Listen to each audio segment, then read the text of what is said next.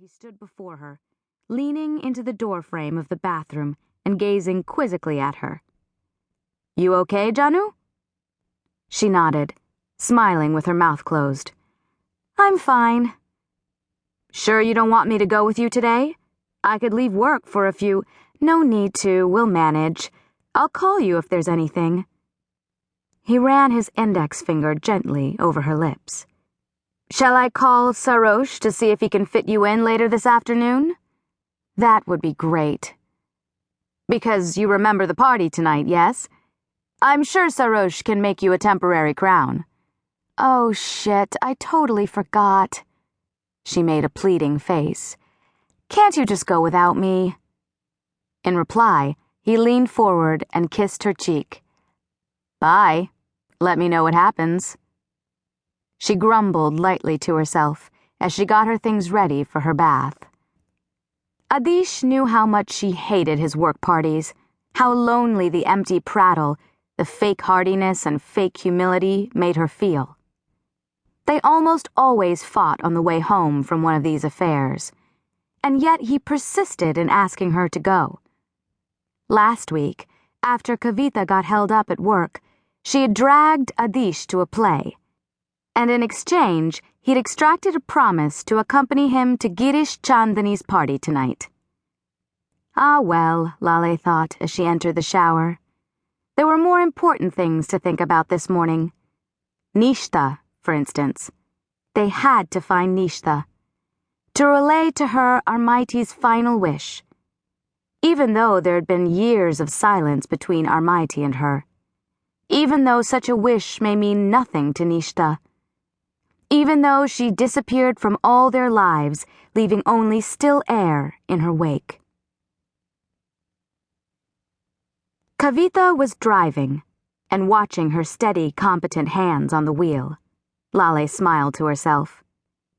She remembered Kavita as she'd been in college, a shy, dreamy girl who carried her guitar around everywhere. Hard to believe that that poetic, pensive girl was now one of the top architects in the city. Laleh sank into the leather seat and sighed inaudibly, feeling a lifetime removed from the young, impetuous, idealistic woman she'd been.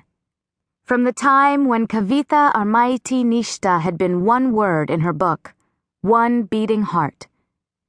Where were they all now? One dying in America, one missing, and only Kavita still in her life. "What?" said Kavita, ever attuned to Laleh's moods.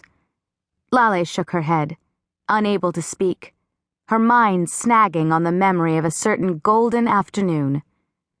They'd gotten together at Nishta's house to study.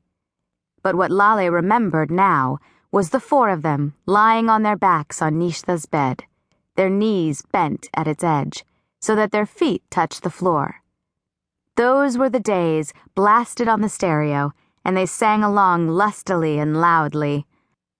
La la la la la la, they sang at the top of their lungs, kicking their legs in time to the music. And suddenly, Armaiti had leapt out of bed and began to dance. Dance with such loose, comic abandon, her hair flying about, tossing her head back and forth, flaying her rubber-jointed arms and legs, that the others rose to their feet and joined her. By the time the song ended, they were all laughing and sweating and exhausted. And then, as if she'd not been the agent of all this happy chaos, Armaiti said critically, "What a morbid song, Yar." "What are you thinking?" Kavita asked. "Nothing, everything. About how young we were once." Kavita looked rueful. "Know what's really sad?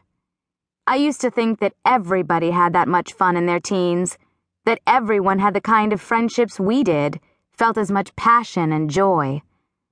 I didn't," Laleh said promptly. "I always knew what we had was rare. Always. Even then. My own children don't have it, Ka. They have lots of friends, don't get me wrong, but it feels superficial to me. All they talk about are iPhones and designer jeans, and they want nothing to do with politics."